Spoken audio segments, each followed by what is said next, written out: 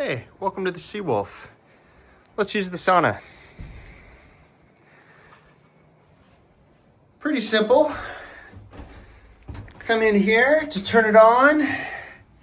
This knob here, you turn until you hear 1 click, 2 click, and then you turn it back 1 click. This will turn it on for 1 hour. These numbers past this are timers, so you can set it for up to 8 hours delay before it turns on. When you're done, just click it 2 clicks back and it will be off. Now, if it does run out while you're in here after it's warmed up and you need to turn it back on again, you just do it till it clicks.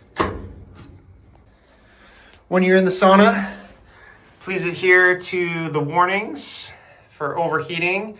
Never put anything combustible onto the hot rocks. When you're putting water onto the hot rocks, you want to just put a little bit. If you're doing it right, it will steam without letting any water hit the bottom. Best to use a towel when you're in the sauna to help keep sweat off the wood, and wipe up the floor if you need to when you're done. That's it, and have a great time.